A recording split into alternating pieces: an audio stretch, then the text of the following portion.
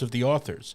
Any content provided by our bloggers or authors are of their opinion and are not intended to malign any religion, ethnic group, club, organization, company, municipality, individual, or anyone or anything.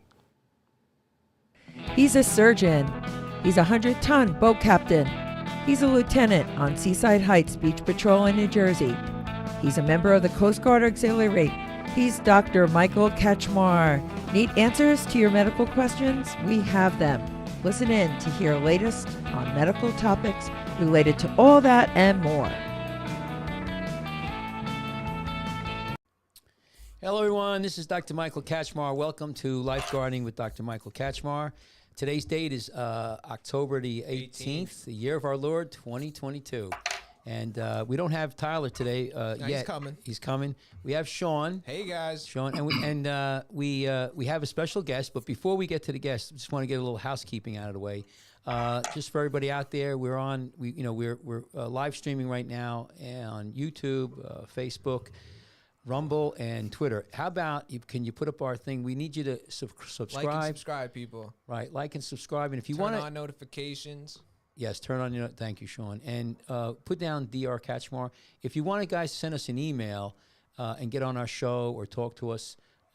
It's Dr. Kachmar. It's DrKachmar at iCloud.com. iCloud.com. Very good, Sean. So, Sean, you're going to introduce our guest. We have a special guest, so go ahead. This is Ed Castillo. Let me go with the whiteboard here. Go ahead. Chief of Golden State Lifeguards in the Golden State, California, home of the Golden State Warriors. How's it going, Ed? It's going very well, thank you. Ed, so Golden State is a private organization? Yes, it is. Been private since 2006 and going strong. You guys have lifeguards in pools, oceans, and charter boats? Yes. Pool party lifeguards, aquatic facilities, private beaches, ocean, and then yacht charters, and then we have production set lifeguards as well. Production sets as in TV and like the internet? What are we talking? For TV, reality features. Oh, any shows we know? Oh yeah. So we've done most of the major reality shows: Thousand Ways to Die, Fight Science, The Bachelor.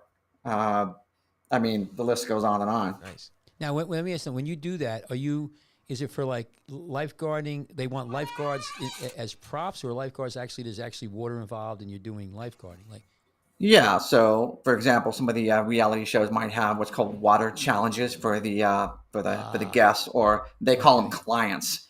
And so we would be there to make sure that they're completely safe. And we're also working with the fire safety officers of that particular jurisdiction we're filming in.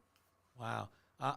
I sail, and I got a trade license down in the British Virgin Islands. A lot of my friends down there, are mega yachts. I mean, they do, 60-foot catamarans.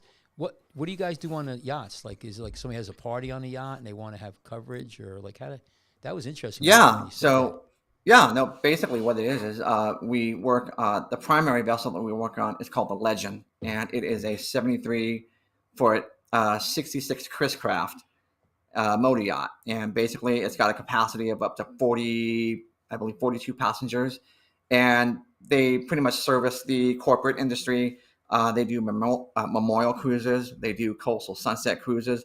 So anytime there's more than 18 people aboard, that would mandate automatically to have a lifeguard on board for any case such as a medical or maybe even a man overboard. So, you just never know. So that's mandated by the state, or really? No, it's actually it was requested by the owner of the charter company. Oh, okay. Because I from what I understand, there was a couple of instances where they did have some situations they should have had a lifeguard on board, and that's when they contacted us. And so we've been on board ever since. I'm telling you, when Sean was telling me that, I'm like, that's a great idea. I mean, you think about it, because I just thought like one of these boats, because a lot of them have pools on their boats, But if you're gonna have people like with a swim, like the mega pools yachts on the yachts. Yeah. Jesus. But they have big jacuzzis, but big pools. But here's the thing, though, you also they have water toys. They lower the back deck. They might have jet skis. Oh, you know, I've seen below deck. So no, but I'm saying they lower the deck. Yeah, but, Yeah, you know, no, yeah, but that's what I would But I know mean, that from. you know, and you know, a lifeguard would be, you know, something that I could see necessary. Ed, I saw you post something about a kid was given seasick lollipop. Was that something you guys were working with, or you just saw the article? Yeah, that was actually my charter. So I was on board that charter that day. We were about, excuse me, about 2 miles offshore when I was notified the child was extremely lethargic, not responsive. So I get below deck and I'm asking the parents, hey, what's going on? Doing my assessment. And then they said, oh, yeah, we gave our child these lollipops. I'm like, okay, I've never heard of these. I've never seen these. Never even heard of the ingredients. And I'm like, okay, you know what? I'm not comfortable with this. So I had the captain radio in for LA County Lifeguard, Baywatch. So they actually had to come out and meet us offshore. And we had to do the boat-to-boat transfer to get this child to medical facility. What did it turn out to be? Now, what was the? So once they got the child to the hospital, he was much more responsive. I don't know what they did in the ER, but apparently it was handled. It wasn't as serious as I thought it was, but because it's a pediatric case, there's something you don't want to mess around with. No. But people get seasick. It's tough sometimes to they just pass out or they're lethargic. I had a lady on a plane. They woke me up and I was in a dead sleep, and I'm like looking at her, and she had no chest pain. And eventually I realized, I'm like, well, she's the only thing that was left was seasickness, and she was throwing up and everything. But that's interesting. I just want to ask you another question about your agency and what you do. So with the boats, I could understand. People want that. On the sets. So anytime there's water related, like say, what about parties? Like say, people have a big party at their house and they got these big pools. Do you guys get involved in stuff like that? Do they hire you, or is there a lot of need for that? I mean, because absolutely. We do that in this state. I mean, that's been for years and years. I have a lot of friends now. They have a party, they get a lifeguard if they could get one. But I don't think there's anything around here. You got to ask a friend of a friend, and then whether or not they'll come there. But I don't think. Well, it's Candlewood. I don't think anything demands that you have to have a lifeguard. Is that what you're saying? No. I'm saying no. Can you get one? There's a big group here. It's called Candlewood, and it's a company that they rent out. Or they have lifeguards, and they'll do beaches. They'll do a lot. They're mostly pools. But I don't know if they actually go out to like individual houses. That's a great. I know. idea. I know. There's definitely private companies that do that here. Oh, do it? I think Frank used to work for one before he worked for us. Oh, okay. It's great. So that's good. So what else you want? And that is something we do, and that's been our bread and butter. We have hundreds and hundreds of clients down here, and they see the value in what we bring to the table. And we enjoy doing that. So how many lifeguards do you have in your So usually in the peak of the summer, we'll have about 15 to 20. However, the last couple of years with the pandemic, it's been super tough trying to recruit lifeguards. That's been for everybody. I am just by the end of summer, I'm burned out. I mean, I'm picking up so much slack and just doing everything. And this summer was just the worst because by early July, I had to terminate everybody because these were brand new lifeguards that just did not want to work.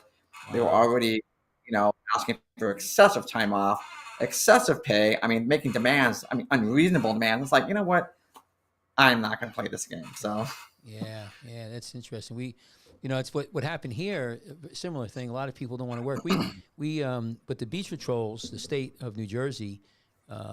They upgraded the salary for Island Beach State Park. They're like $18.50 starting out, and also in New Jersey here, there's a minimum wage. It goes up every year. So we're trying to compete with like Burger King, McDonald's, which is So I think we're now. I think a lot of beaches $16 starting, but we have the same problem. What's the minimum wage in California right now?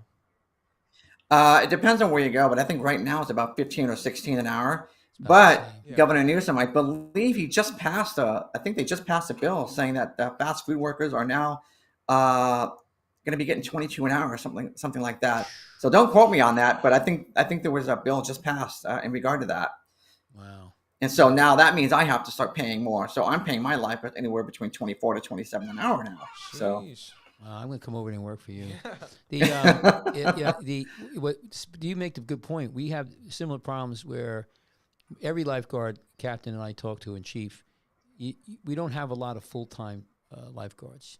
What you have now is we get a lot, but they work 2-3 days, and they want off, and also a lot of them work other jobs. So I understand what people don't want to work. We seem to be okay getting people, but it's for the commitment. So if we need 30 lifeguards, we got to try to hire 60. I feel like for the lifeguard thing in particular, like the part-time thing, like it just because so many people do it because they like it, not because like it's like their main source of income, but like so many like people around my age come just so they can be in the sun and see people and their friends.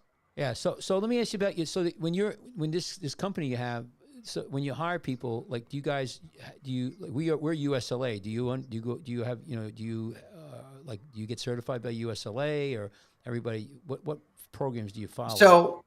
So we have two different sides to this. So when we hire the beach and ocean lifeguards, they're usually off-duty LA County lifeguards or state lifeguards. They've already been through the academy. They've already paid their dues. So basically, it's just a lateral, as far as I'm concerned. It's pretty much walk on. They're already USLA. The pool lifeguards are either going to be American Red Cross or Star Guard lifeguards. And then even if they do come through and they say they are what they are, we still put them through their hoops. Testing, skills testing. Make sure they have their BLS skills down. And then the interview process is pretty grueling, but we want to make sure we get the right people in place, because if something goes down, we can't have anybody freezing. We can't have anybody just, not doing what they're supposed to do. Ed, where did you work? Did you work somewhere before you started your own practice? So basically, back in 2006, I had taken a long break. I worked as an EMT for various ambulance companies. I worked as a private firefighter for some of the racetracks out here. Willow Springs Raceway, Los Angeles County Raceway. I've done a lot of training with the LA County Fire back in the day. So all that really put me where I'm at today. Did you have to get because I know one of our captain, his brother runs Candlewood, one of them, and I think they have like hundreds of people, and but they mostly do pools in New Jersey, and that's a big thing, and but I was talking to him about that, and he was talking about the liability. What's getting him is not only the salaries, but they have to carry liability insurance. And that supposedly is getting really, really heavy. Like my malpractice is like 20 grand, 25 grand a year. I think something like that is going up and up. So do you guys have? How's your liability as far So that's a great question, because during the midst of the pandemic, there was a point where the insurance companies were dropping everybody. Oh, really? And I started getting phone calls from different agencies or different companies throughout the East Coast. Midwest, and they're like, hey, where can we go for insurance? So with no answer, we basically went a whole year without anything, but we were strictly doing just minimal assignments, minimal beach, minimal pool parties. Right.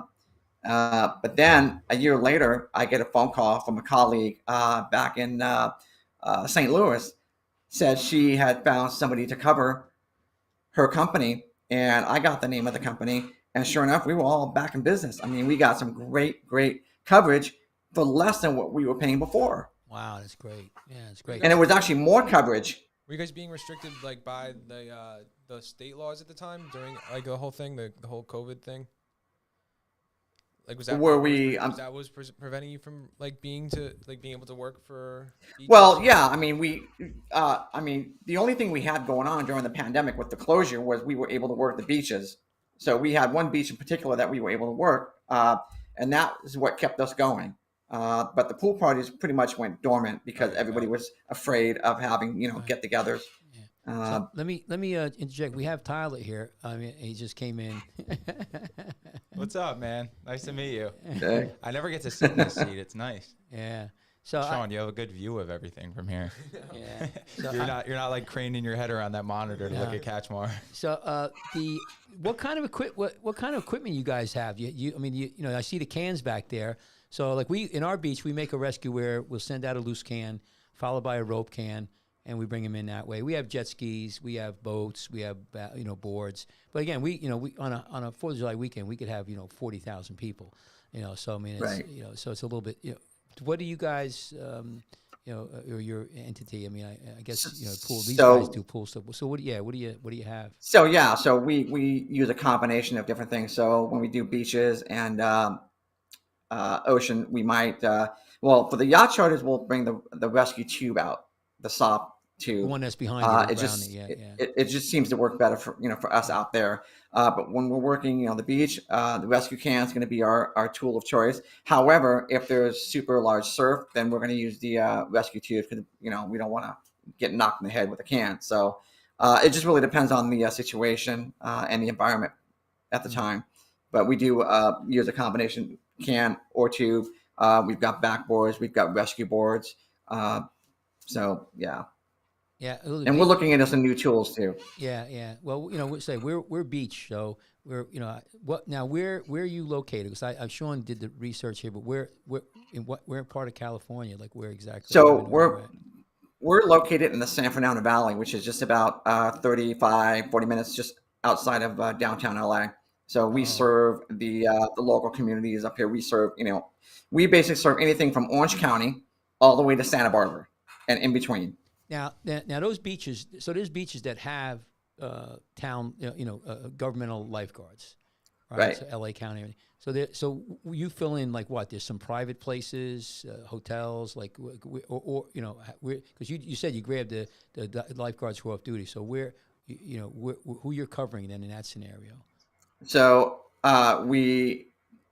traditionally, we've been getting a lot of the beach clubs, the private beach clubs. So we work out of Santa Monica and we work out of Zuma Beach, which is a gnarly beach to work on any given day. What beach was that? So we do Zuma Beach, just outside of, north of Malibu. Okay. Yeah, Zuma. I've heard of that. Yeah. So we work those two particular beaches, and then we do a lot of resorts, the Beverly Hilton Hotel. Other hotels in the area. They might have these private events. Maybe lifeguards. So we're there. So I mean, day to day, we never know where we're going to be or what you're going to do. It's funny. We're Seaside Heights. So one day, it was a busy weekend, and my captain goes to me and says, "Listen, there's this group of people that will be on the beach. It's a religious, and I'm a Christian, but I don't. They were Baptists, whatever, and they were going to do baptism in the ocean." Okay. Mm-hmm. And I'm like, oh, okay. But we were leaving. They said they had their own lifeguards and everything. But the captain and I walked down there. This was Al Ayers at the time. We wanted to check it out. And it was pretty nasty ocean, right? And I'm like, and it was high tide. Anyway, we went down there, and they had like, one or two lifeguards, and then they started putting these people in the water, and it was like it was bad. and we helped out a little bit, but I that was the first time I think that I saw like a private agency. They hired their own lifeguards, and it was for baptism. You never think. I mean, there you go. Like I said, there's so many different places where you could use a pay for hire lifeguard. Right. Whoever thought about somebody doing baptism in the ocean? Oh, you know what? And I thought about that years and years ago, and I started putting that on the website, started blogging that because we have a lot of mega churches out here, and they're bringing like hundreds of people to the beach. These baptisms, like you should probably have some lifeguards there, just to watch your group. Mm-hmm. Yeah, they lost control real quick because I don't think they realized how bad the ocean was, and I remember that. And it was kind of hairy. And then of course we have bless the water and stuff like that, and people jump in the ocean. One of the things that's interesting, we have this thing. It's the polar bear plunge. There's about 6,000 people go in the water. this Coast Guard comes down. Fire department. The fire department. That's who takes care of it. Local dive rescue teams. That's pretty much it. But Jim, forgive me if they already asked you this question, but what would you say is like the weirdest or quirkiest kind of request for private lifeguarding you've received? Oh, that's really easy. So from time to time, I'll get a call from an event planner asking for a lifeguard with a female lifeguard who's super well endowed, or I knew that was going that way. or we get one, we want a male lifeguard with a six-pack. It's like, and my answer to that is like, look, you want real lifeguards or do you want models? Because I can give you a number from a modeling agency. You're not going to send me then, right? I think you've exposed an interesting niche in the market, though, that we might want to explore. Model. Yeah. Hot lifeguards. That could only... We'll lifeguard anything. We'll lifeguard your kitchen sink. That could only end in one bad thing. Well, it's funny. You talk about that. When I was a lot younger, I had a buddy of mine, Joe Casino, and we went to the Nationals and we won, and we cleaned up, and Joe Casino, if you ever back in those days, he's tiny, skinny, he looked like nothing, but he was an unbelievable athlete. But he didn't look like he ever lifted a weight in his life, And they came down, they wanted to take pictures, and they wanted to do this whole article. And when they came down, they saw him, they were like, he was not a bad looking guy, but he just wasn't. And they eventually, he says, listen, go up to this beach, and they went up and they got one of the lifeguards who's like a stud, looks really, six-pack, really blonde, blue eye. But the guy couldn't swim or stroke or they profiled him. That's pretty funny. So that was the weirdest thing then. They wanted. Yeah, that's the first thing that pops in my head. And the way you're talking about this, it happens semi-regularly. It does, and I just have to tell them, look, and I have to have a number on my whiteboard of a modeling agency that handles that kind of thing. Do you just direct them right to that modeling agency? I do. They get good business then. Well, you could. It's so funny because I was watching some old reruns of Seinfeld, right?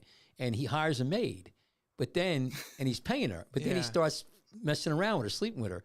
And then his Elaine goes, well, you're just paying for sex. And he's like, no, it. So she stops cleaning, but she still wants the money. And then he's cut her off, and she got out of there. But it was kind of funny. What it was, they have it was a pimp there, and they basically have maids that So I can see where you can imagine having that kind of business. You have quote unquote lifeguards. And So how many beaches is it predominant? You do mostly beaches or pools, or it sounds like a lot of special events. So, like, what's your main? Where's your main? So our main thing would have been or is usually pool parties. This year, our demand was so high that we had to turn people away because I didn't have enough lifeguards on staff. And then we usually have regular accounts. So we have 2 different beach clubs that we work with on contracts, and we're trying to expand right now towards Santa Barbara, Oxnard, Carpinteria, up north of us. And then if we're not doing that, we're doing production set water safety. I just wrapped a commercial the other day, and it was good. It was nice to be back on the sand and doing productions again after That's cool. 2 years of Wow. So have you guarded any really big productions? Yeah, I was just telling the guys that I've done, I don't know if you remember, there was a show called Bite Science on Nat Geo. I kind of remember that. What did they There do was in the water? special ops. So they tried to drown the Navy SEAL. They tried to drown one of the, they tried to drown Were you a host working on the there show. that day, or did you have someone do it? Oh, yeah. I was actually also the medic on that show. What So were you I was thinking? behind the scenes on camera. Yeah. Wow. And it was pretty hilarious. And then we had shows like, for example, I did a show. What was it? I think it was Outrageous 911. They had me come in as one of the actors, also, and the scene was just this devious sexual scene. I can't even describe it on camera, but This is a yeah. internet show. If you want to give it a go, you can. Yeah, we see. And It's. I'm sorry. Go ahead. What were you gonna say? No. yeah, the funny thing is I can't find that episode, so. No. Oh.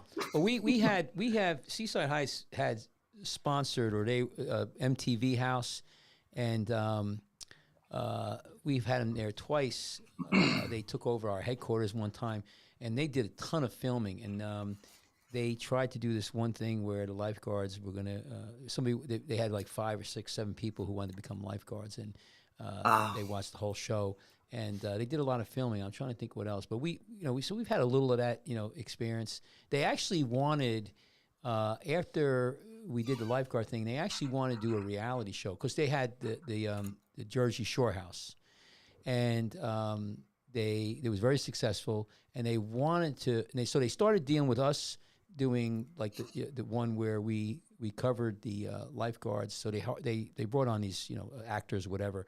And they had them jump out of a helicopter, and I remember I had to go there. There was about 4 or 5 of us, catching them when they land in the water, and they almost drowned. They couldn't swim. But after that, they asked us if we wanted to, have a reality show, like sort of like Bondi Beach, and everybody said, nah. The town didn't want to deal with it, the liability. I don't know if you could even do that in this country, like they do in Bondi. Do you think they would have made you one of the main characters, Kat? Nah, I don't. Nah, you have that main character energy. I don't know. But I can see. But around here the pool parties are big, and but the on the boat stuff, that when you told me that, I thought that was great.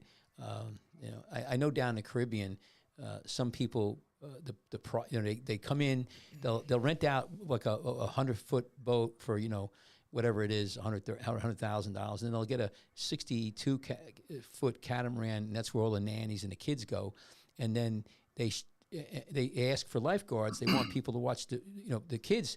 And my friend is a lifeguard down there, but he works for the country, and they can't do that. And we talked about that, and they were willing to fly people in to watch the kids. So there is definitely a need. But how can you get? You don't have the people. Too bad you can't get like robots or something. I don't know how we're going to do this. You're already changing lifeguards for robots at Kachmar? But it's there yet. But it's tough to get, like he said. But that's it's there. Anyway. Well, they are testing drones now, so. Yeah. Well, somebody was telling. Didn't you say, Sean, there was a program where you got the cameras watching the water and there's some AI program, lifeguard program thing that like detects somebody in trouble, someone's in distress. Yeah. Well, I'll tell you what. Here's where they're going to run into problems with that. When it's 4th of July weekend and your sandbar breaks and there's 30 people in the water, I don't think the drone's going to be able to do that job. No. Right. No. Yeah, we get people. I could see them being useful for like snap rescue situations, but it's going to be a long time before some type of machine can scan the water and move people and do the job properly. So most of your people are off-duty lifeguards? I mean, lifeguards who are working for LA County or the other beaches, and you just get them to do, extra money and extra time. I mean, that'd be perfect, yeah. No, it's great. It's based on flexible scheduling. So they're, when they come in, it's I tell them it's on call as needed, and then as we get the jobs or the shifts that pop up, it goes on a cloud-based scheduling system. They all get notified, so they can actually pick and choose what shifts they want. It's really now, like here in Monmouth County, which is the county above us, when the lifeguards are off duty, there's no lifeguards. They have a volunteer emergency program. So what they'll do is they'll get if there's something goes down, and there's usually a dispatcher, police dispatcher will put it out there, and they'll call these lifeguards. And then, of course, where we are, Ocean County, which is Seaside Heights and the surrounding areas, we have the fire department does the rescues at night. So do you guys get involved in any of that? Like I'm a doctor, so when they open up urgent care centers, that's when I close my doors at 5. The urgent care centers open up. They go during the night. So is there right. any? Do you guys do that kind of stuff too, like on call or anything, or that hasn't? It really hasn't come up because usually if something happens, after hours, after we're off the beach, I mean, there's plenty of LA County lifeguards out here. I mean, they have guards 24/7. Oh, They've they got do. the permanent Oh, okay. roster out there. Oh, wow. Yeah. Okay, I didn't know that. Yeah. Ed, So all the recurrents are up there. They're gone. They're gone. They're done, and they won't come back until spring. So right now they just have a skeleton crew of the permanents. Ed, you're vocal about like environmental protections, and I saw you posted the reel about the Bondi shark that they hook lifeguards that like get too close to shore or something. I don't know what's the deal with that. Do you know? So I posted several videos. There was, I think you did a show on the two punks that Yeah, we did. put I a think beer you can in the post shark. that? Yeah. Yeah, Oh, I was pissed. It's like What they do? Yeah. What was this? Which show? You defended them, Kachmar. What was the two this? Kids on the, it was the two No. kids on the beach. I'm telling you, it was the two kids on the beach. They were like, "We're eating it. We're eating it." They were Oh, stabbing the yeah. shark in the head because it was just they brought it onto the beach, and you were like, "No, they were probably hunting that shark." No, I don't. I don't. Yeah, I don't you remember. were. You know, yeah, they were abusing the animal. Yeah, they were. Yeah. In But then there was retrospect. another one. There was another one a while back ago where these college guys pulled a shark on shore, and they decided, hey, let's get a selfie. Let's put a beer can in the shark's mouth. I mean, I didn't see that. I mean, it's just yeah. And then you've got the Florida shark killing spree that just happened recently, which That was I'm crazy. I dead. was paying attention to that. Yeah, That was a Yeah. What was that? What was tournament. that? It was a What was shark that? hunting tournament they had. yeah. And they said it was all in the name of science and yada yada, but that was all BS. Well, we used to have shark tournaments here every June, and you were limited. Most of what you have is mako and blue sharks, and nobody really wanted the blue sharks. You released them, and the mako, you could have, I think, one per boat, maybe two per boat, and it was only like 2 weeks, and it's like you were living. You had to have a special license and all of that. I think now they don't even. It's not even allowed anymore. I don't think there's enough stock. Everything's kind of knocked down. That was similar to the tournament in Florida that just happened, but like the pictures, there were multiple sharks per boat. They were supposed to only have one, but they were just Right. like. What they were the just lined sharks? up. What would it? What I think it was Mako's, but I don't know off the top of my head. was it for? To like in here when they have like deer hunting or bear hunting because there's too many of them. Was it something that people It's something that like they said it was for that reason, but if you look at all the pictures, like per boat, there was just lines of like 6 to 8 sharks on a boat at one time. were these sharks? I mean, because I don't know if you could eat all the sharks. So maybe it was just So I get was it. For like when we went for Makos, we ate them. We kept them. It was we took what we only needed, and it wasn't entertainment where we would kill a shark and throw it overboard. Was that what went down in Florida? I don't know. I didn't see that. No, it was not. And there's so much footage showing that it was other than that. Just purely sport, Yeah. right? Just purely sport. Yeah. Killing them and then yeah. That's terrible. I don't like. I was never into that. I don't want to. I was. I don't. If my father, they went to World War II. They were in the Depression. We fished for food on the table. We didn't have a lot of money, and we hunted. But I don't do any of that now. It's not necessary. But yeah, I don't like to see animals get abused. So. We try to be conscious. I don't remember what I said. I think the guys were being He's judged. backtracking now. Yeah. No, I don't remember. We have to go. We have to archive it and check it out. Ed, So while we're talking about sharks, on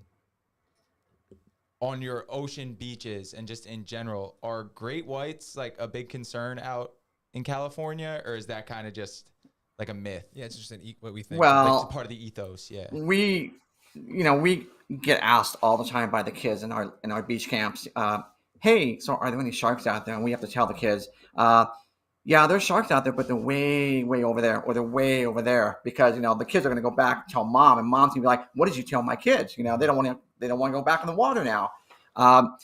So on that note, when we do go out on the yacht charter off Pacific Palisades, there is a great white spawning ground out there. And but I'm yet to see anything out there. My lifeguard captain said he saw one out there one day. And I'm like, wow, that's great. So, and we have people in the water, so we had to pull everybody out and onto the boat. So, but yeah, they're out there. Are there now, in terms of your beach operation, you guys are obviously like smaller than what LA County lifeguards are capable of. Do they have ways of monitoring the water with drones or something similar to keep an eye out for sharks? They don't have drones that I know of, but I do see LAPD and LASD, Sheriff's Department, flying the coast all day long, back and forth. So I'm sure if they see something, they're going to call it out. I feel like we haven't like touched on the TV sets enough, because you're basically like, they're trying to drown people, it sounds like, in some of these settings, and you're just the one guy that's supposed to do something if things go wrong. Am I correct on that? So what happens is, look, we're there to back up the LA County lifeguards. If they see something, or they don't see something and we see something, we're going to act on it. And a great example of that is, one of the legends, one of the LA County legends, is a gentleman by the name of Eldon Onegard. He's been on the force for, eons. And a couple summers ago, he would work one of the towers, and we'd meet up in the middle, and he'd be like, "Hey, Ed, you know what? If you see something, knock yourself out. I'm just going to be over here by my tower." And so, we've been able to, work in that way with these guys. They're comfortable with us. They know what we're capable of. So, we're all doing the same job. We're all watching the same beach, same water. So,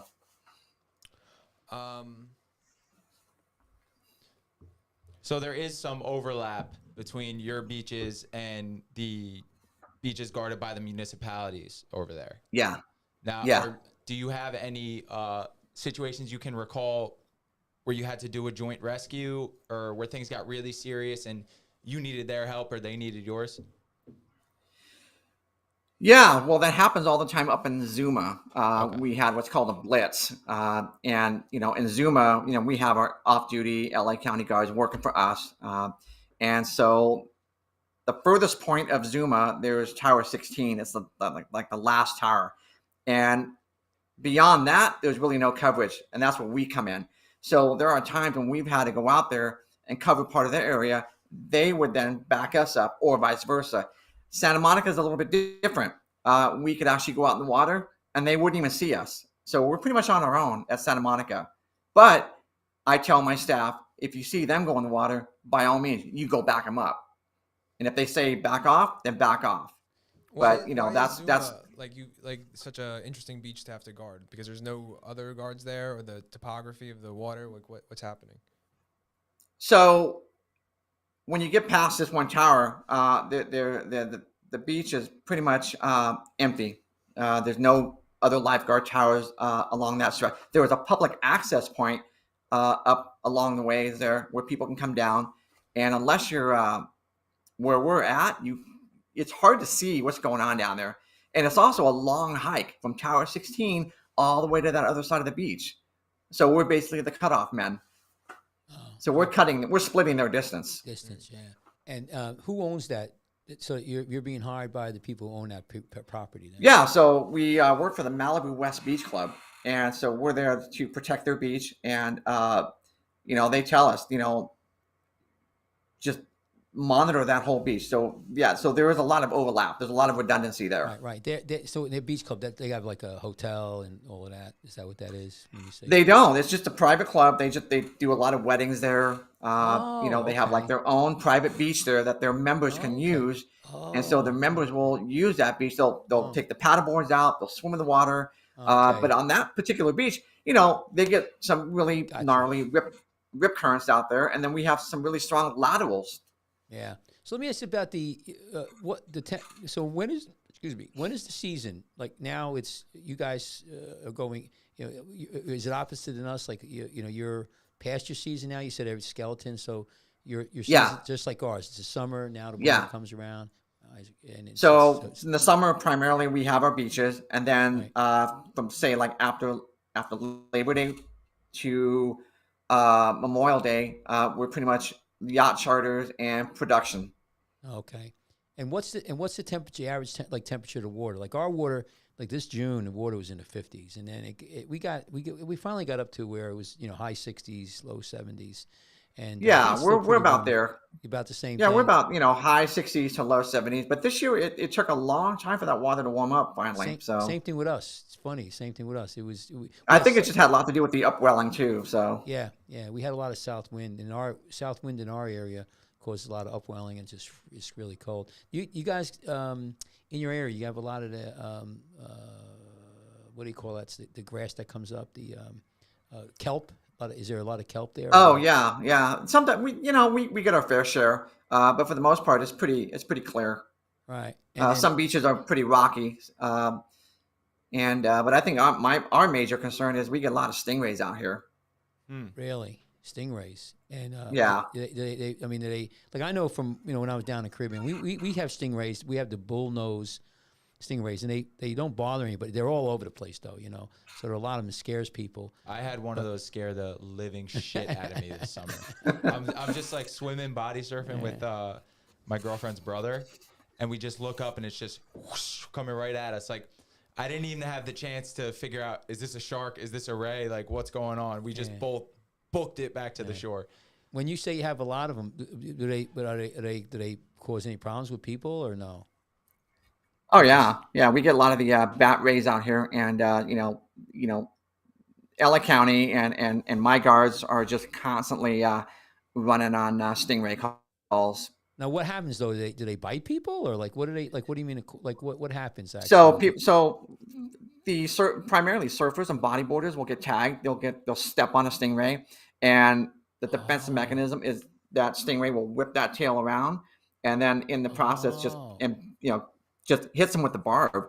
So they come out, they're bloody. 10 minutes later, they're like, they're in pain. I mean, they're in serious pain. I mean, I've had big, beefy guys coming out, and 10 minutes later, they're just about crying because the pain's so bad. Do they emit some sort of toxin? Yeah, there's a protein in the venom that when injected causes that pain. So we get the hottest water we can get, and we submerge their ankle or whatever part of their foot is affected, and that hot water will deactivate the protein, which will alleviate the pain. And that's got to be done for at least 45 minutes. I've had people in the bucket for almost 2 hours before the pain subsided. That's the same thing with sea urchins. You'll do sea urchins when you get them, you put them in hot water, and that's a lot down the Caribbean. But let me just you got them all around, and it's people who are like standing up in the water, their chest, their whatever. They'll get hit. Their legs will get hit by these stingrays because they inadvertently stepped on them. They don't actually attack them. It's okay. Yeah, our stingrays don't do that. They just fly around. They don't cause it. So you got that. I was going to ask you. You got sharks are not a big deal, but the stingray seems like a lot. What about jellyfish? Like what other things you have that are not too bad? I haven't seen any jellies at all out here. Wow. In fact, I don't think I've ever seen one. Right. And those from Italy. What are you saying? Oh, I was just going to say that the stingrays. I use stingrays as a teaching tool for kids. If I see a fisherman bring one up, I will help that fisherman unhook that stingray. I'll get the kids over.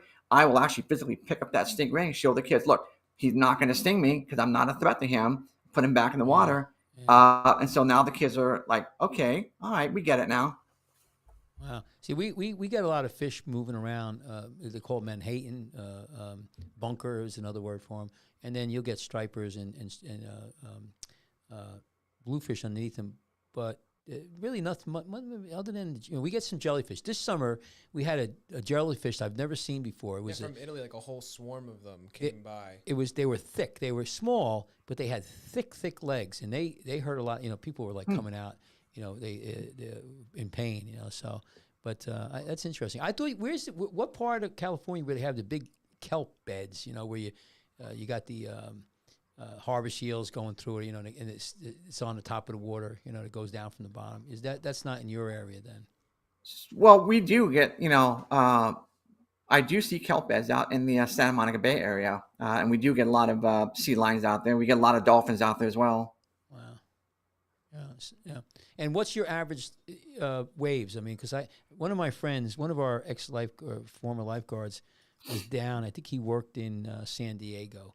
I was there. I met him, and the water. He says, and I was telling him, there's a lot. You get bigger surf than we do, generally speaking. And he had a lot of neck injuries. That seemed to be one of the more common neck injuries there because more commonly there was big ocean. So what's your, like we'll have in June we'll have a June swell, 3 to 4, and then it mellows out, and then of course hurricane season.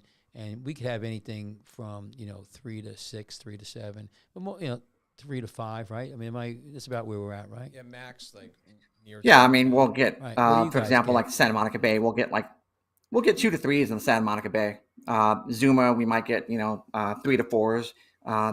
But on those south-facing beaches, if there's a hurricane down south, then yeah, you're going to see some serious, surf coming in. So San Diego will be more like a south, facing beach. It's a little bit further south than you guys, so there's more swell coming up because there's a lot of stuff that originates off the Mexico coast, right? Like just like the Cape Verde, stuff that we get.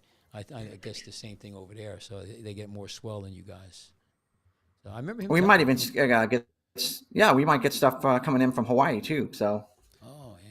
Cash, you want to do the Kachmar quiz? I got Wait. I got one more question for Ed before we do that. You mentioned before that you're looking to expand your operation in the future.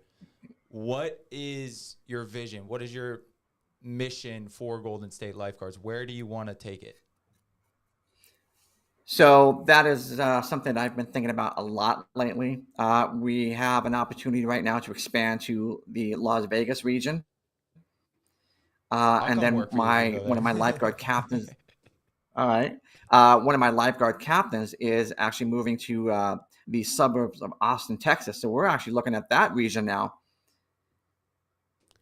So my goal is to increase our footprint because there are 2 national companies that are failing right now, and we're poised to come in and just take as much market share as we can. Okay. Yeah. Do you wanna call out what those companies are? Or do you want to keep it? No, I don't feel like getting sued by anybody, but I know one of them is offshore. So Okay, well, I could see the problem with not so much your business because you live in an area where really you could go in the water all year round, right? I mean, the problem here is nobody's going to be on the beach in January and February. In fact, November, December, January, February, even March, the water's just too cold, and it's just so you really don't need it. But like I know in Florida, I know there's often off seasons and on season, but they're 24 hours. 7 days a week. So I could see it'd be very hard for a lifeguard agency like yours to survive if you can't move people around. Just like right now in medicine, you have national anesthesiologists, you have national ERs, and they move people around based on our ER in Tom's River now is going to be a lot slower than it was during the summer. And so what do you do with you can't have all the extra clientele. Doctors, so they send them to other places. So Okay. I guess that's it's a challenge. I could see it being a challenge.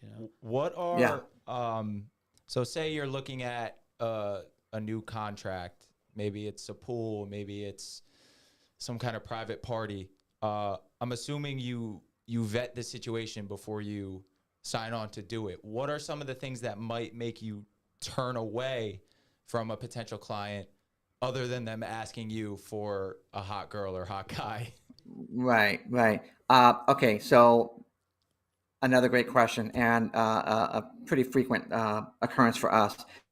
So when a client calls me, I'm really good about asking the questions I need to ask. Once I start getting the vibe from them, I can either figure in my mind if this is going to be a safe bet or if this is going to be a high risk situation. High risk deal would be something like a Spartan race, an EDM, electronic dance music festival, something like that. They have pools there? We won't touch those at all. So what I've done in the past, and I shouldn't even be saying this, but when I get these high risk jobs or these potential clients, I will then defer them to somebody else and let them deal with them. So basically, I'm setting others up for failure. Not that I want to do that, but it's just I'm protecting myself. So that's a good way to axe out the competition right there. So I'm sorry. Yeah, what were we gonna say? So yeah, and in that regard, there was such a company, and they are no longer in business. We actually were responsible for putting them out of business because they already had 2 non-fatals on their watch. Wow. So I just said, you know what, they got to go away. So we did what we had to do to put them out of their misery. Well, yeah, and also if someone running that an organization similar to yours can't point out those high risk scenarios, then maybe they aren't right to be running that type of business in the first place. So let me ask you, Right. yeah. So we file a USLA, but we also have to file state regulations and county regulations, and we are paid and hired and directed by the town, so we work for a municipality. So was that you? That was not me. Not what that was. And Oh, dang, it's no problem. Yeah, we're good. yeah, and so what with you? So you say you're USLA, but when you go into an environment, let's just say it's going to be, I don't know what that is. Is that you on your end? That was my phone. Good, Yeah, okay. that's no, that's okay. I was just saying. Okay. But my question is, where? So you're going to get a client. Say it's a pool party. It's a big pool. And how do you know? Is there how many lifeguards you have to have for that? Is there state law or local law that tells you how many you have to have, whether or not you think you should have that, or like on a beach? Is it by like pool size or like the amount of people going? Like we have to have a lifeguard every 100 yards, and if there's 2 beaches, basically, 2 towers, they got to be 4 lifeguards, and then you got to have breaks. You got to give everybody a certain amount of breaks. You got workman's comp, all of that. So how? I don't know. If you don't want to get into it, but I'm interesting. no, yeah. Go ahead. Yeah, so I mean, when we get a pool, I'll ask them, how many people are going to be in attendance, or actually, how many people do they expect to be, swimming in the pool? For example, a pool party, they'll say, well, we're going to have under 25 kids, and my answer would be, okay, then you only need 1 lifeguard, because we actually follow guidelines. I believe it was Red Cross. It suggests or recommends 1 lifeguard per 20 to 25 swimmers. So that's the ratio that we use, and that's the ratio that has been very successful for us. Right. Yeah, so you'll follow on that. What do you call it? Red Cross. Red Cross. But are you obligated in like with the state and the county? I don't know how it is in California, but say this Santa Monica or the beach that the private beach, can you do anything you want, or you have to follow certain state laws or county laws, or it doesn't matter in California? Well, I mean, as a private, for example, I mean, we could use, whatever, like, equipment. I know a lot of departments have their R&D, like the research and development departments, where they have to figure out, is this going to work for us? We don't have that. So if I see something that's going to help our job, like those submersibles or something like that, then yeah, we can definitely give it a whirl. As far as other regulations, we have our own in-house deal that we abide by. And it all stems from like American Red Cross. Now the beaches are funny because we usually follow like the LA County model, which they're putting like 1 lifeguard in various towers, and those lifeguards are watching a pretty good sized beach. We've never had to have more than 1 lifeguard at any of our beaches, except on the holidays like Memorial Day, 4th of July. We might have 2, but other than that, I mean, it's pretty simple, pretty streamlined. It's a one-man show, right? So yeah, pretty much. And they'll yeah. And is the lifeguarding in California generally, are they proactive or retroactive? Or they very, very proactive, very preventive. They are preventive. Yeah, because I watch Bondi Beach. I mean, they just they're like, they just sit there and go when someone starts dying. Or it certainly looks like that. I don't know. I was just wondering, because when you have 1 guy on a tower or 1 girl, whatever, and you got to make a rescue, you got to go down, you got to bring him out. What happens? So I guess they communicate if there's more than 1 person drowning or different areas. Yeah. They have radio communication. They have cell phones, and then on our beaches, they usually have the captains driving in the patrol, so they're constantly going up and down the beach. Yeah. So there's always backup whenever you need it. Yeah. You mentioned a little while back that you have some equipment that you've been testing out. Do you want to share what that equipment is and kind of what it might be used for? Well, I'm interested in, first of all, we're thinking with a yacht charter, we'd like to try to get maybe some Sea-Doos, to tow along the boat. there are new products coming from overseas that are like they're underwater submersible. They're like little Sea bobs. propelled. Yeah, we have. Yeah, like sea bobs. We Exactly. have a big one. Yeah. We have a big one now.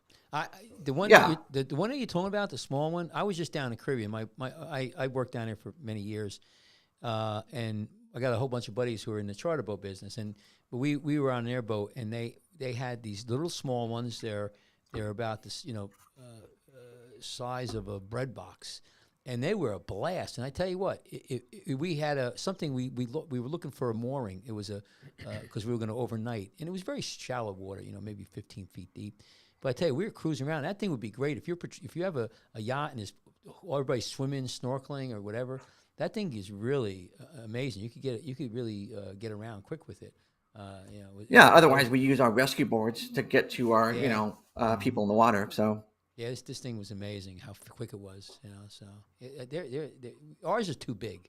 I think ours is too bulky and too big. We have it's about $20,000. It's probably the size of a small surfboard, right? How big is it? 3-4 foot? It's definitely Weighs small. 150 pounds. It's definitely smaller than a boogie board. I don't think the size is necessarily the problem. I just don't Too think heavy. I just don't think we've implemented it enough. Nah, it's not. It's not for us. It's not. It's It's not in our rescue scenario. It really doesn't work well. I think though, in with him, like in a boat, a yacht or something like that, it's great because I don't know, what kind of but when I go down the Caribbean, they got the back. People are on rafts. They're floating all around. I mean, and it could be. Yeah, I'm saying like late season, if we're like in the mule and with the sea bob in the back, we could just drive it down a beach to a person. Like already have the vehicle ready to go. Yeah. We have yet to do so. Yeah. We have, Right. Yeah, we still just go the old way.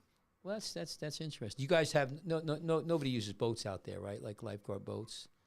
Anybody use boats? LA County does. LA County, Newport, Huntington, they all have rescue boats that come pretty close to shore. So what they're looking for is people caught in rips, and they'll basically get right up on the backside of the head of the rip to pick them out of the water. Yeah, but you're talking about a big 30-foot cabin cruiser, that kind Right, of boat. right. We're talking about like the 17-foot rowboats. Nobody uses rowboats out there, right? Oh no, nobody out here. Yeah. Yeah, we got the Van Dynes, which is a local boat. And, Yeah, that's a V East Coast thing. Yeah, it really is. Yeah, we got them on. We got we used to have every stand would have a boat. Now we just have 3 and 3.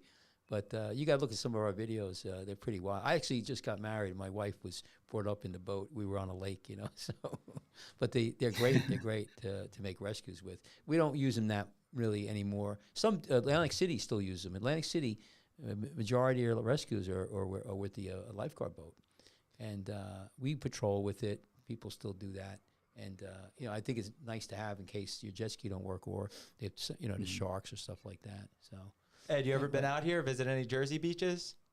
Not yet. Not yet. You gotta But I'll come tell out and you, pay us a visit. I will say this: some of my best lifeguards, actually one of my best lifeguards, she comes from Rockaway Beach. Oh no way! Yeah, that's Yeah. All right, New Jersey Yeah. represent. Let's go. Yeah. I was yeah. going to ask you. Well, that's New York. How many? Rockaway's Oh, New York. Rockaway. Yeah. It's Long Island. Tri-state. Let's Tri-state, go. yeah. I was gonna ask you, what kind of percentage of your staff is transplants from around the country? Just that one. Just that one. Just that Wow. one. Okay. Yeah, but I would love to get more East Coast guys out here because they have a different discipline. They just rock in the water. I mean, there's just no mincing words here. I mean, they're very comfortable in those conditions. Yeah, we got great. You come to our beach. Well, if you ever come here, you Yeah, gotta come. you might see something different when you come You to come, our beach. you come on a Sunday, and we got thousands. Our beach turns into an inner city beach. A lot of people don't speak English. They're drinking. They're people People in inner cities can speak English. Yeah. Right? No. Well, our people can't speak English. It just happens to be. How many times you go down here, and they don't know what you're saying. That happens all the time. That's why we got to learn Spanish. I'm down to learn. They make an effort to learn English. Yeah. Well, I never learned, so. So that's pretty neat. All right, Cash, want to do this quiz? All right, go Yeah, ahead. let's and do the quiz. then we'll pack it in. Yeah. So is this for catch No, or Ed, you can help him, Yeah, help me, Tyler. but Ed, but Yeah, all right, both of us then. but just give him a second to try and get it. I'll do my best. There's 5 questions. You guys want So to it's Ed and I. three Okay, of 5. go ahead. All right, go ahead. All right. It's all about California, Ed. So you do have an advantage. Oh, Right okay. now. Okay. California is the most populated state in the United States. 1 in how many Americans live in California? Like a fraction. Whoa, say that again. California is the most populated state in the United States. Yes. Well, LA's got what, 20, 30 million people? No. 1 in LA County? 1 in how many Americans live in California? Oh, 1 in how many? Like, so a I would fraction. say. Well, let me see. I would say about 40% are probably. See, That's wild. I That's mean, too legal. much. Wait. You're saying. Let him go. Wait. Let me just get this straight. You're asking me how many legal residents How are. ma- I'm asking you how many people live in California? Oh, how many people live in California? This is the same thing as the water quit quiz. trying Like, to change oh, the well, budget. the I would clouds say. and the ice caps. I would say. He probably knows this because he lives there. Well, New Jersey's you 8 know it? million. I would say it's way bigger. I'd say I don't know, 40 million. It's a lot. 40 And how many million, do you think? Do a guess. You both get it. You get a guess. Is he here? Oh. Yeah, Can you hear it? Yeah. I'm. Well, New Jersey's. I've been 8 here- million. 20, 30. I've been here all my life, and I still don't know the numbers. The I would numbers say- keep. my guess is 1 in 10. No, but that's not what he's asking. That's I'm exactly asking- what Okay, he's so asking. ask You're no, not ask, no, listening no. to the question. Wait, I'm asking you again. What was the question? How many people are American citizens in California? Kachmar. Ask the question. Kachmar. Go ahead. 1 in how many Americans? However, you want to define the term Americans, that's up to you.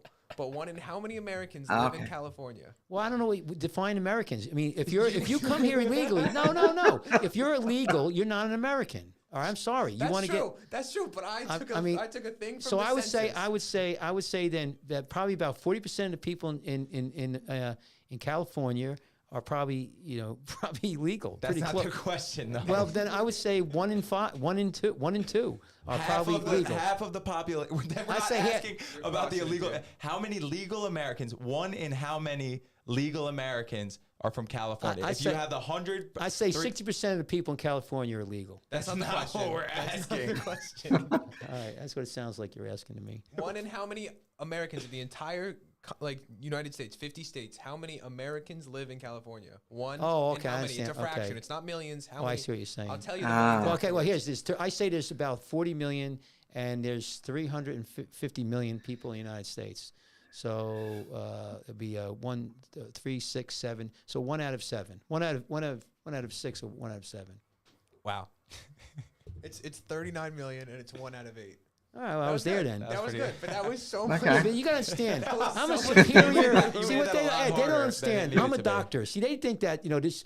I graduated top of my class. You guys want to go academic? I'm an old guy right now, but I was A's in chemistry and all that. So go ahead. You got one right, Kat. They- Come on. You got one right. I'll give it to you. I just didn't understand the question though. Go ahead. California is considered this fruit's capital of the world. It is famous for being spread on toast and the main ingredient for very popular chip dip Oh, it's avocado. is avocado. That's an easy one. Ed, I should have let you. That's an easy one. I read an article once about how millennials are so broke because we won't stop buying avocado toast.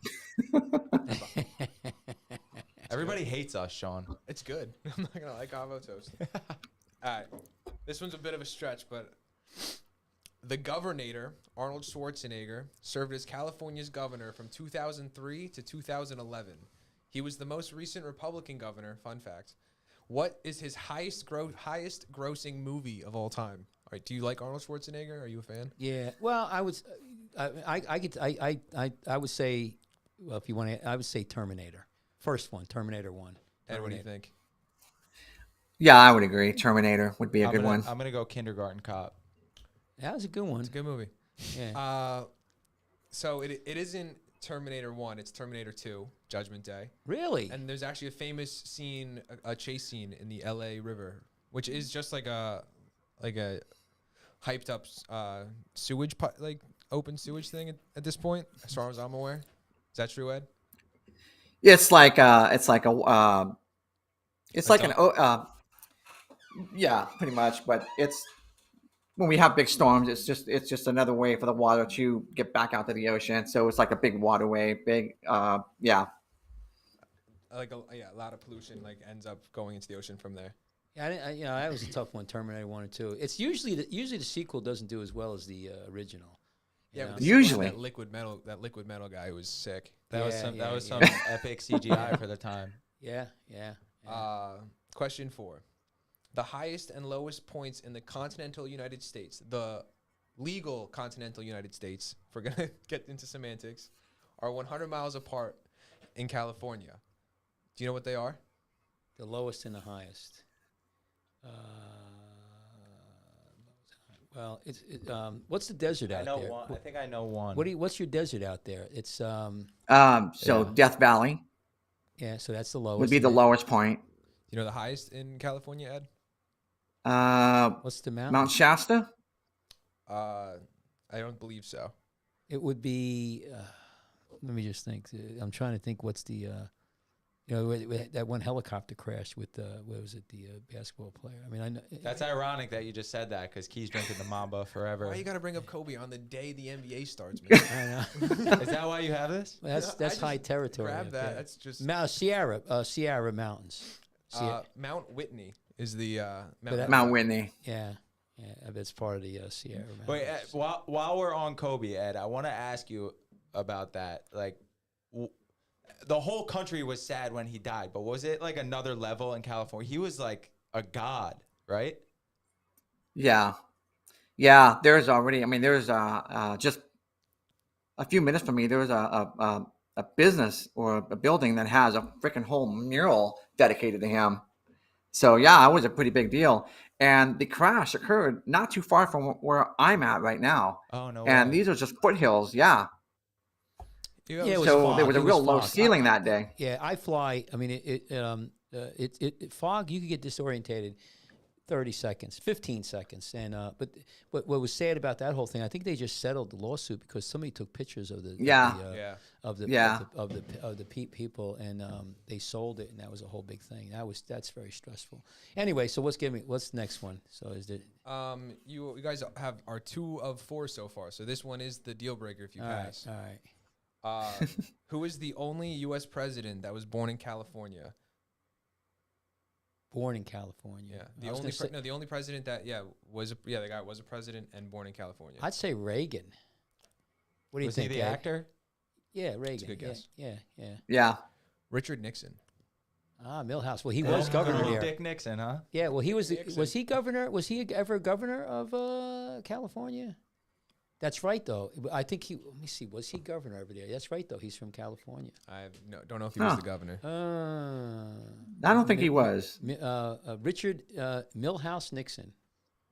Now, before the whole Watergate thing, wasn't like the public perception of him like really good? Wasn't he like a good president? Well, we don't supposed to talk about politics, but he. 40 years ago, 50. I can tell you right now. How old are you, Ed? Cat, you were alive for that. How old are you, Ed? How old? I am 54 right now. All right, so I'm older than you by 10 years. Here's the deal with him and what I remember of it. When he came in, he was going to end the Vietnam War. You think about it right now, you guys. Think about when you're in high school. When you turn 18, you're going to get a draft card. Unless you're going to go somewhere in college, you're going to get drafted. Good chance you are. And you're going to go fight, and you may die. And, Nixon was talking about ending the war. That was a big thing. I remember, we all kind of wanted him to be the president because we were hoping he would end the war, which he didn't, And so that was my perspective of him. He, historically, he did, he hooked up with the Chinese, but I don't remember much more than that. And after he was done, you had Ford, and then you had Carter, which kind of was crazy. So anyway, but I think that it was why I look at him. We all did. We thought he was going to save us from the Vietnam War. That was a tough war, man. So that's why. Again, I don't want to get into this, but this whole thing about Ukraine, man, you guys don't want to know anything about it, man. You don't want to be, they bring a draft back, it ain't going to be pretty. Anyway, is that the last question? Yeah. Well, I think that, so I didn't get it. All right, so Kachmar, now that we know 1 in 8 legal Americans make up the population of the country, what do you think it would look like if you included all the illegals? I don't know. I don't. You're talking a lot of. I'd say you guys always see what they do. They want to talk politics. Right now. This isn't political. It really isn't. Well, it's a hot bed issue. It's a I very wanna know, let me ask you polarizing this question. subject. How many immigrants? Let's be political correct. How many immigrants? And this is non-Americans, but they're immigrants, live in California, percentage-wise. You have any idea? More than I can shake a stick at. I mean, that's my answer. In my research, there's more Hispanics living in California than there are white people. Well, don't say that because a lot of Hispanics are what not. I wouldn't call them. I'm reciting an article I just read. Right, I got a lot of Hispanic friends. Is that like just generally South American or like Mexico specifically? It's got to be largely Mexican. Yeah, probably.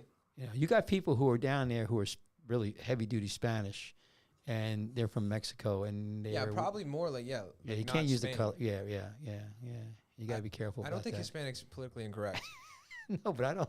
I wouldn't say it's politically incorrect. You said non-white. I wouldn't say it's like. You said non-white. I said no, then white. There's more Hispanics than white. Or want to say Caucasian? Hispanics are white. A lot of them are white. I hate to tell you. I was. I mean, Hispanics from Spain. Look, he's right there. We didn't even ask your nationality. So don't let the last name fool you, because there's a story behind it. So my father's side of the family is Chiricahua Apache. My mother's side was German. So what happened was during the Great Indian Wars, the Apaches found it really easy to assimilate as Hispanics by taking on their surname because they looked Hispanic. So that's where that last name comes in, and they would always go back and forth from Arizona to Mexico, back and forth, in order to avoid being shipped off to Indian schools. So are you Native American? Is what you're saying? I'm